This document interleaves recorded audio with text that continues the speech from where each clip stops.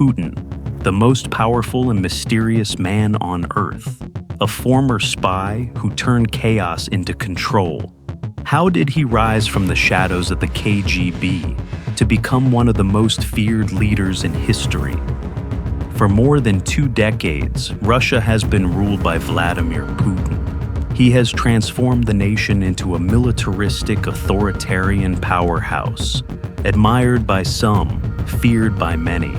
He strengthened ties with Iran and Syria, conquered parts of neighboring states, and positioned Russia to challenge the West. And somehow, he's succeeding. To understand how one man gained such control, we must return to the chaos that followed the fall of the Soviet Union. When the Soviet Union collapsed in 1991, Russia was in ruins. Millions lost their jobs, savings vanished, and crime filled the streets. The ruble was worthless, factories shut down, hunger and corruption spread like wildfire. Nearly 45,000 state industries, oil, gas, steel, communications, were sold at lightning speed. A handful of businessmen became billionaires, the rest destitute. These new elites, the oligarchs, controlled the nation's wealth while ordinary people starved. President Boris Yeltsin, drunk and unpopular, seemed powerless. Russia needed order, and someone who could restore pride. 1989, Berlin Wall falls. In East Germany, a KGB officer watches the Soviet Empire crumble. That man is Vladimir Putin. He sees not liberation, but humiliation. When he returns home, the Soviet Union is gone. 2 million square miles of land lost, millions of citizens outside Russia's borders. He calls it the greatest geopolitical tragedy of the 20th century. Putin vows quietly, never again will Russia be weak. 1991, Putin leaves the KGB and joins the government of St. Petersburg. He rewards friends, sidelines rivals, and learns how real power works. He earns the trust of the oligarchs and their fear. Behind the scenes, he builds a network of loyal ex-KGB allies and businessmen who owe him everything. In 1999, Yeltsin appoints him prime minister. A little-known bureaucrat suddenly at Russia's helm. Few know his name.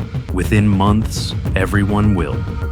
August 1999. Explosions tear through apartment buildings in Moscow and other cities. Hundreds killed. Panic grips the nation. Putin appears on television promising revenge. We will hunt them down everywhere. His approval rating leaps from 2% to 45%. The Second Chechen War begins. Grozny is bombed to rubble. Tens of thousands die. Yet Russians rally around their new leader. By year's end, Yeltsin resigns. Putin, the former spy, becomes acting president.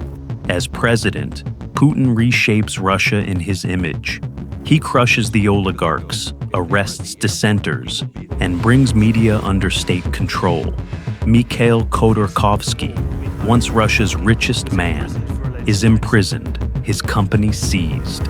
A message is clear: challenge Putin, lose everything. Power concentrates in his hands. The army, courts, television, all answer to him. To the public, he's the man who saved Russia from chaos. To critics, a new czar. Early 2000s, Putin smiles beside Western leaders. George W. Bush even says, I looked into his eyes and found him trustworthy.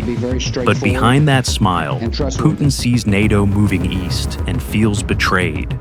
2008, Russia invades Georgia, taking 2 breakaway regions. The world condemns him, but Russians cheer.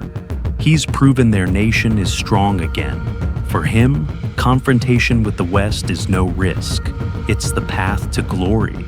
Because of constitutional limits, Putin swaps roles with Dmitry Medvedev, serving as prime minister. But everyone knows who's truly in charge. In 2012, Putin returns to the presidency in a landslide. Protests erupt. Police crush them. He cracks down on activists, journalists, and the punk group Pussy Riot, jailing them for insulting religion. By then, opposition is silenced, media obedient, and Putin unchallenged. On the global stage, he grows bolder.